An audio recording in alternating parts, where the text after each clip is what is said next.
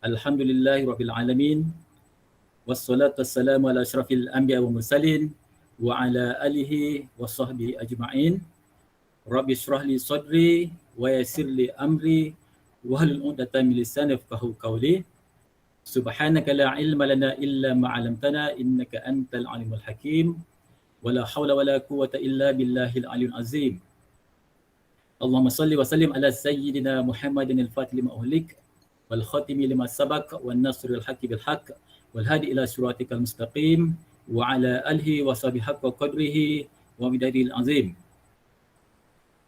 Assalamualaikum warahmatullahi wabarakatuh. Yang berusaha Tuan Haji Muhammad Ali bin Abdullah, Pengetua SMK Datuk Ali Haji Ahmad. Yang dihormati Puan Rohiyati Suud, Dalam Kanan Pentadbiran,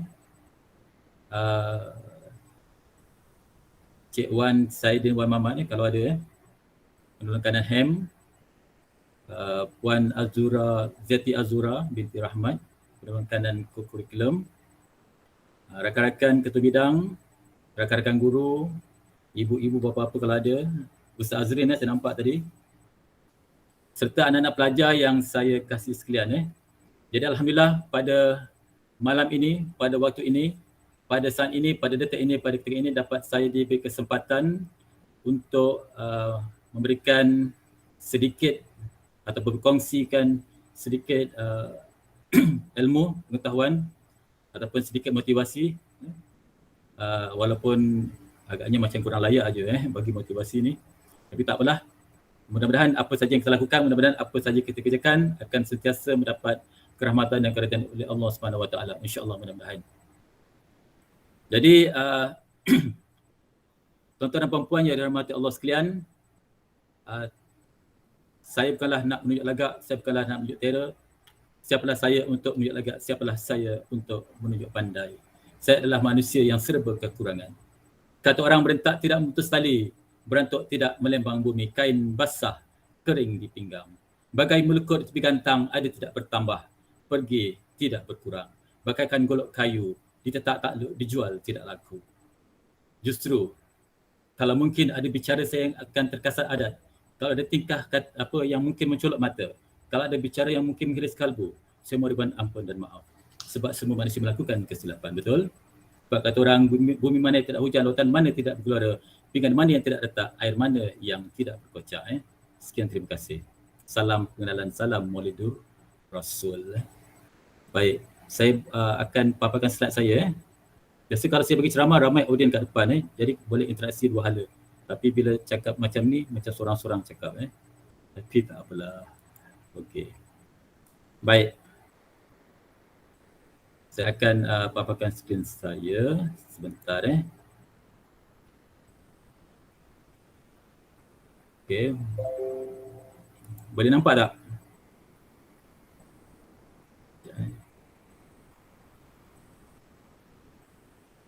Allahumma salli ala Muhammad wa ala ali Muhammad. Ikut. Ya? Boleh nampak tak? Boleh cikgu. Boleh Okey. Baik. Doktor punya pasal boleh. Pasal apa? Doktor punya pasal semua boleh. Oh. Boleh Pasal nampak. semua boleh. Okey. Kurang jelas suara Ustaz. Baik. Jadi tuan-tuan dan puan-puan sidang hadirin, anak-anak pelajar yang saya kasih sekalian, topik ataupun tajuk perkongsian ilmu yang akan saya berikan pada malam ini ialah sikap positif penentu kejayaan. Yang ini saya dapat daripada mana? Saya kumpulkan daripada beberapa buku lah. Mudah-mudahan perkongsian ini akan memberi manfaat kepada kita semua lah, kepada diri saya juga sebenarnya. Baik. Okey, saya teruskan lagi. Baik, saya mulakan dengan pesan guru. Ini khas untuk anak-anak pelajar. Boleh dengar dia anak-anak pelajar? Biar gunung nan menghalang, biar hutan nan melintang, biar api nan menjulang, biar ombak nan mendatang, biar petir cahaya gemilang, kasih ayah bukan kepalang, kasih ibu tiada galang, kasih guru terus dijulang. Ingatlah wahai anak-anakku sayang, Jangan menjadi insan yang malang. Kesana sini, dibenci orang. Jagalah akhlak, akidah dipegang. Semoga menjadi insan cemerlang. Mudah-mudahan pesan daripada guru lah ni ya. Ini sebenarnya adalah nukilan daripada sahabat saya, Cikgu Nurisak, dan sebenarnya tak salin pun apa yang dia cakap tu, saya cuma ingat dalam kepala, tapi tak semuanya, dan saya tambah-tambah kat bawah tu ya. Baik. Jadi kalau tuan-tuan dan puan-puan hadirin sekalian tengok sebelah ni ada pasal kambing kan. Sebenarnya saya nak cerita sedikit pasal kambing, tapi tak apalah, saya skip lah sebab saya tak nak mengambil masa yang panjang kononnya. Okey. Baik. Hadirin sekalian sebenarnya umat Islam ini sangat sinonim dengan seruan kejayaan. Kan dalam azan kita sentiasa diajak untuk menuju kepada kejayaan. Cikgu Muzamil ada Cikgu Muzamil. Cikgu Muzamil selalu azan di surau utama Pontianak utama Saya kadang-kadang je Hayya 'alal falah. Hayya 'alal falah.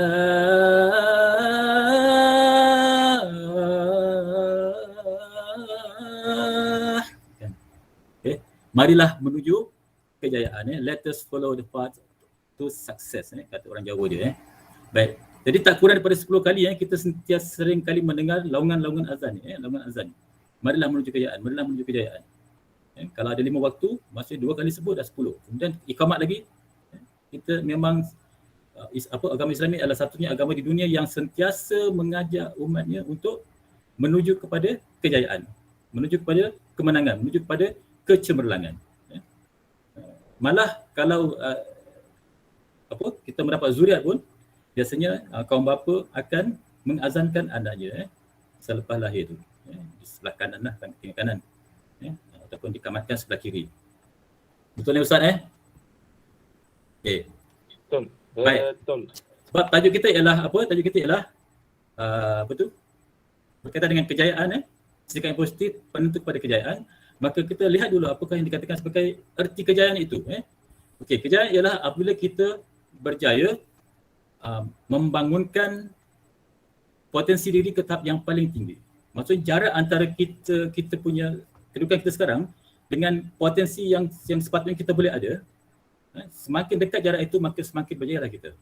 Kalau semakin jauh jaraknya maka kita akan dilihat sebagai seolah-olah macam seperti gagal. Sebab tu ada bijak pandang mengatakan tidak ada orang yang bodoh dalam dunia ini. Yang ada hanyalah orang yang malas. Yang ada hanyalah orang yang malas. Baik, saya teruskan lagi. Jangan bimbang dan khawatir, saya tidak akan mengambil masa yang panjang untuk memberikan motivasi saya ni. Sebab orang matematik dia tak pandai bercakap. Dia pandai mengira. 2 tambah 2, 4, 6 tolak 2, 4, 10 tolak 4, 100 tolak 94, 1000 tolak 990 pun 4. Memang pandai mengira. Okey. Baik, tuan-tuan dan puan-puan yang dikasihi Allah sekalian. Baik. Ikut kajian kejayaan seorang ditentukan oleh 4 faktor. Ini adalah kajian daripada Harvard Business School. Saya dah pergi tadi Google Scholar. Saya tengok memang betul. Ada. Saya sebenarnya dapat daripada buku. Sebenarnya saya rujuk pada Google Scholar. Memang ada kajian menunjukkan bahawa 7% faktor kejayaan ditentukan oleh 3, iaitu ilmu, kemahiran dan kecerdasan. Tetapi sikap menyumbang 93% kepada faktor kejayaan seseorang ataupun faktor kejayaan sesebuah organisasi. Jadi sikap merupakan faktor yang paling dominan, yang amat keterlaluan dominannya untuk menentukan sebuah kejayaan itu, dengan izin Allah lah sebenarnya. Baik, saya teruskan lagi. Saya cuma 13 je, tak panjang. Jangan risau. Okey, boleh tidur cepat malam ni. Kenapa tak boleh ni? Sorry. Okey, dia. Jadi dengan sikap yang betul ini, maksudnya sikap yang positif, seseorang akan menambah kekurangan ilmu, akan dapat menambah kekurangan kecerdasan dan juga kekurangan kemahirannya. Sebab ini sekiranya sikap yang tidak betul atau sikap yang negatif itu, maka ilmu, kemahiran dan kecerdasan yang tinggi melangit pun tidak akan guna, tidak ada gunanya. Macam yang saya sebutkan di awal tadi lah. Tengok sebelah ni kan, ni gambar apa ni? Gambar apa ni? Gambar golok. Bagaikan golok kayu tak takluk, dijual tidak laku, tak berguna. Tapi sebenarnya golok kayu tu berguna untuk apa? Untuk apa? Ilmu persilatan. Dia digunakan pedang kayu untuk berlawan supaya tidak cedera, kan? Okey. Tuan-tuan dan puan-puan, sidang hadirin yang dirahmati Allah sekalian, anak-anak pelajar yang saya kasih sekalian, tentu kita masih ingat tentang OPSICAPS. Ini sebab saya bercerita tentang sikap, maka kita selitkan juga OPSICAPS. OPSICAP ni selalu dilancarkan di musim-musim perayaan, sama ada musim perayaan Hari Raya Aidilfitri, Deepavali, Tahun Baru Cina dan sebagainya. Selalunya dilancarkan ke atas pengguna-pengguna jalan raya menjelang musim perayaan, kan? Namun apa yang berlaku ialah seolah-olah dia gagal.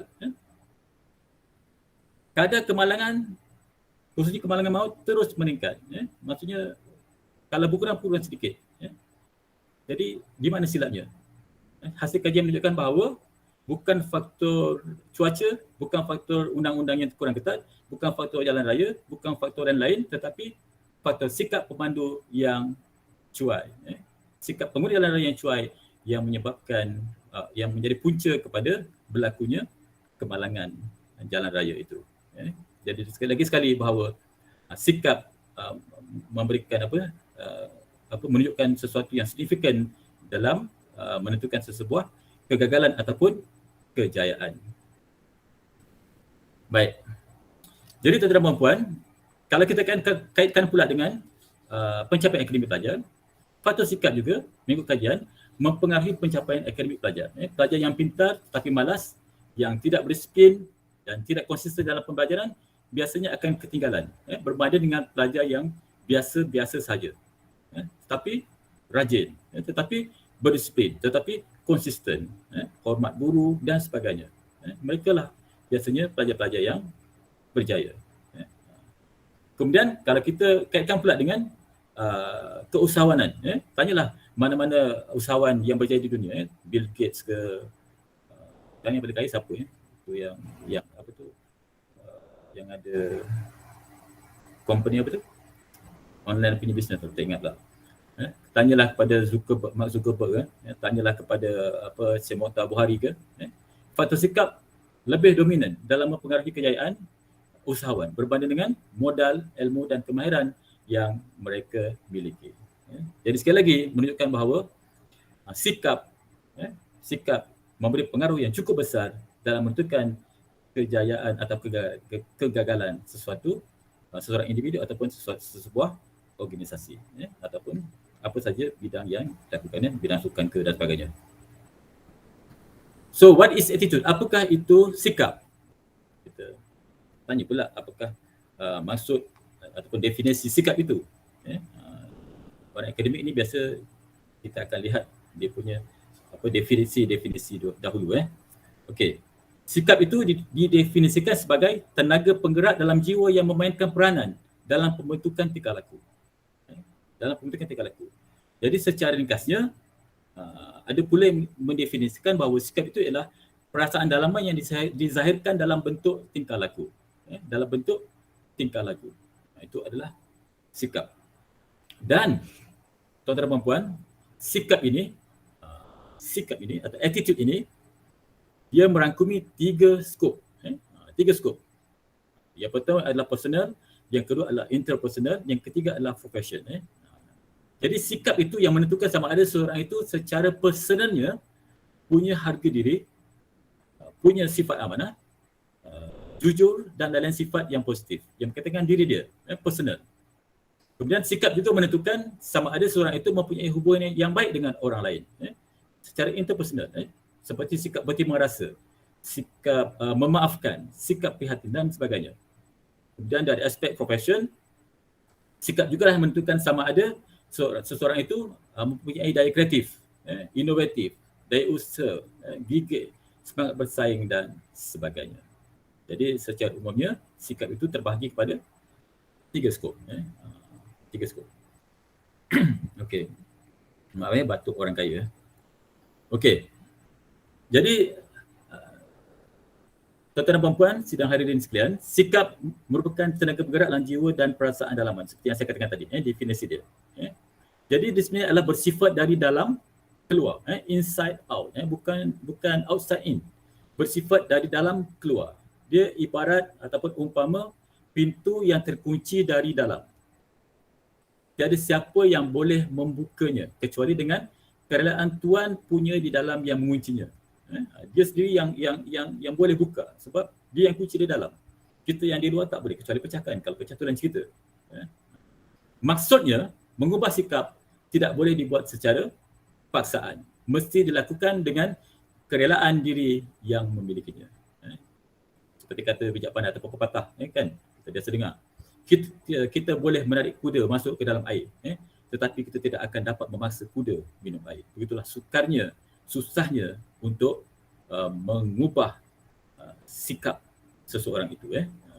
Bukan senang, kan? Macam perokok lah kan. Minta maaf pada yang merokok kan. Bukan senang nak berhenti merokok, kalau tidak datang daripada dalaman, barulah boleh berhenti. Puasa boleh berhenti waktu siang, malam tetap sambung lagi kan. Okey.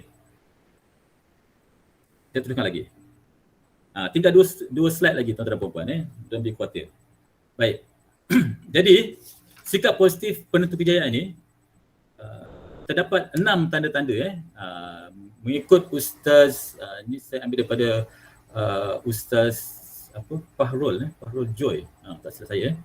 Okey, dia membagikan sikap tanda-tanda sikap positif itu kepada 6.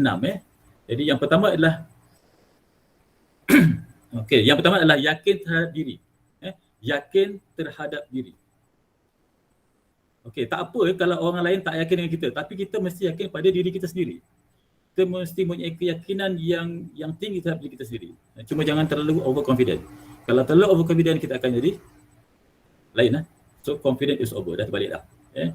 Jadi yang penting kita sendiri yang mesti yakin terhadap diri kita, dan orang yang punya keyakinan yang tinggi, keyakinan diri yang tinggi, mudah untuk mencapai kejayaan berbanding dengan orang yang punya keyakinan yang rendah. Okey, orang yang punya keyakinan diri yang tinggi lebih mudah untuk berjaya, lebih mudah untuk fokus. Okey, dan kita akan lebih fokus, kita akan lebih fokus untuk melihat kita punya kelebihan berbanding dengan kelemahan sebenarnya. Jadi tolak tepi kelemahan, kita lebih fokuskan kepada kelebihan yang ada pada diri kita supaya kita lebih yakin. Kan? Okey. Jadi seseorang yang mempunyai keyakinan diri yang tinggi sentiasa menjangkakan yang terbaik, bukan saja kepada dirinya tetapi juga kepada orang lain. Okey. Sebaliknya orang yang mempunyai tahap keyakinan diri yang rendah biasanya dia akan disibukkan dengan rasa bimbang, rasa takut, okey, tertanya-tanya, aku ni macam mana, penampilan aku macam mana, tak confident, apakah aku akan gagal dan sebagainya. So ini adalah pengaruh-pengaruh negatif yang boleh mengurangkan ataupun menuju kepada kegagalan. Baik. Yang kedua ialah tanda-tanda seorang itu bersikap positif adalah kemampuan melihat kelebihan pada orang lain. Kemampuan melihat kelebihan pada orang lain. Mereka yang mempunyai sikap positif sentiasa sayangkan orang lain. Sentiasa sayangkan orang lain. Hasil daripada melihat kelebihan yang ada pada orang lain. Sebab apa? Sebab apa yang kita lihat itulah yang akan kita dapat. Jadi kita perlu positif untuk mendapatkan hasil yang positif. Dan kalau kita berikan tugasan pada orang, kita perlu yakin orang itu boleh buat dan jangan berprasangka. Jangan kita teragak-agak, boleh ke dia buat? Kita harus beri keyakinan. Kita yakin orang itu boleh buat, barulah orang itu boleh buat dengan baik kan. Dan sebenarnya Islam, agama kita melarang perbuatan label-melabel ni kan. Kita tidak digalakkan untuk melabel. Macam kalau seorang ibu tu asyik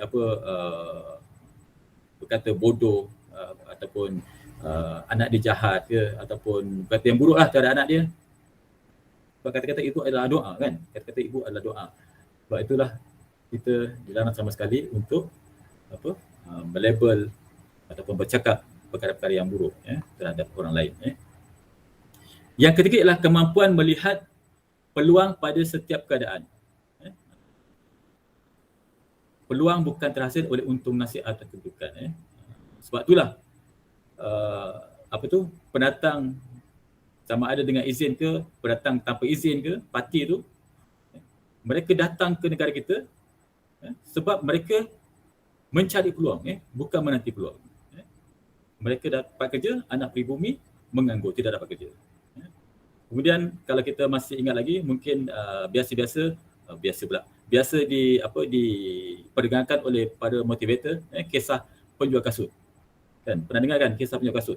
Di mana seorang pegawai pemasaran katakan diminta oleh dia punya majikan untuk menjual kasut di sebuah pulau yang didiami oleh penduduknya yang semuanya tidak memakai kasut. Jadi penjual A ni bila tengok saja penduduknya tidak memakai kasut, berkaki ayam, maka dia kata sudah tidak ada harapan. Kemudian dihantar seorang lagi. Jadi dia kata dia balik, dia kata tak ada harapan bos, tak boleh jual. Jadi dia hantar lagi seorang penjual, dan penjual ini dia melihat kalau tak orang yang tak pakai kasut tu maksudnya itu adalah peluang. Maksudnya kalau boleh dididik untuk mereka pakai kasut, berapa ramai yang akan pakai kasut, dan itulah keuntungan yang boleh mereka perolehi. So kemampuan melihat peluang pada setiap keadaan itu adalah sikap positif yang menentukan kejayaan. Okey, makin lama makin nak tamat. Berapa sekarang? Pukul 8.30. Okey. Isyak pun dah azan lama. Baik, tuan-tuan dan puan yang dirahmati Allah sekalian, yang keempat adalah fokus pada penyelesaian, bukan permasalahan. Ini adalah tanda-tanda seseorang yang bersikap positif. Okey, individu yang positif akan menggunakan masa dan tumpuan kepada penyelesaian, bukannya kepada permasalahan. Okey, semua orang boleh melihat masalah, tetapi orang yang berjaya sahaja mampu melihat jalan penyelesaiannya. Okey. Mungkin kita pernah terjumpa dengan orang yang sentiasa ataupun sering merungut. Semua masalah. Sekejap sakit, sekejap ditipu, sekejap rasa bosan. Semuanya jadi masalah. So, bagaimana agaknya keadaan mereka? Adakah mereka adalah calon-calon yang akan berjaya? Semestinya mereka adalah calon-calon yang gagal. Sebab mereka hanya melihat kepada masalah, bukan melihat kepada penyelesaian masalah. Jadi kalau kita rujuk kepada kita lihat pada contoh Thomas Edison kan, Thomas Edison yang mencipta mentor yang kita gunakan hari ini, sampai 10,000 kali percubaan baru berjaya. Kata patah, you never fail, you only find ways that do not work. Kalau gagal lah. Baik, yang kelima adalah kegairahan untuk memberi. Tangan yang di atas lebih baik daripada tangan yang di bawah. Jadi sikap positif seterusnya adalah kegairahan untuk memberi. Kan? Jadi kita pun tak pernah dengar kita jaranglah dengar orang yang suka menderma itu ada terkena dengan penyakit jiwa. Biasanya hatinya tenang je. Okey. So, daripada Jabir bin Abdullah bahawa Rasulullah SAW bersabda, sebaik-baik manusia ialah manusia yang memberi manfaat kepada orang lain. Riwayat Al-Baihaqi. Sebaik-baik manusia ialah manusia yang memberi manfaat kepada orang lain. Jadi kemampuan memberi tidak bergantung kepada faktor fizikal atau material. Sebaliknya, soal sikap, soal dalaman dan juga soal hati yang diutamakan. Dan tuan-tuan dan puan sidang hadirin yang dirahmati Allah sekalian, yang akhir sekali sikap positif yang akhir sekali ialah bertanggungjawab sepenuhnya. Okey, hidup kita adalah tanggungjawab kita. Kita yang perlu menanggung akibat daripada perbuatan kita. Maksudnya kita tidak boleh salahkan orang lain. Tetapi perlu mengkoreksi diri kalau kadang-kadang mungkin kita pernah ditipu ke, okay, masuk skim sana skim sini tertipu kan, maka kita pun salahkan orang lain. Sebenarnya salahkan diri sendiri dulu. Kita perlu perbetulkan diri kita sendiri dulu. Sebab kita yang bertanggungjawab, kita yang memilih. Okay. Kalau hasil salahkan orang lain, nanti kata patah, tak tahu menari, dikatakan lantai jungkang-jungkit kan. Kita punya salah sendiri, kata salah orang lain pula kan. Okay. Jadi sebenarnya rentetan daripada keenam sikap positif ni yang boleh menentukan kejayaan adalah perubahan lah. Jadi dia punya dia punya fokus seterusnya adalah perlu ada perubahan, berubah. Allah berfirman maksudnya, sesungguhnya Allah tidak mengubah apa yang ada pada sesuatu kaum sehingga mereka mengubah apa yang ada pada diri mereka. Surah Ar-Ra'd, ayat 11. Jadi di sini ini merujuk kepada elemen dalaman pula, iaitu akal, hati dan nafsu. Dan sebab tumpuan perkongsian ilmu saya pada malam ini ialah bukan kepada bagaimana nak berubah, lebih kepada penentu kejayaan. Sikap yang positif adalah penentu kejayaan, maka yang ini KIV dulu mungkin akan disampaikan oleh orang lain. Okey. Jadi saya rasa itu saja perkongsian pada malam ini. Saya mohon ampun dan maaf kalau ada terkasar bahasa, salah kata, sebab orang matematik tak pandai bercakap. Orang matematik pandai mengira. Okey, sekian dahulu. Saya serahkan balik kepada Al-Fadhil Ustaz. Sekian, wabillahi taufiq wal hidayah. Wassalamualaikum warahmatullahi wabarakatuh.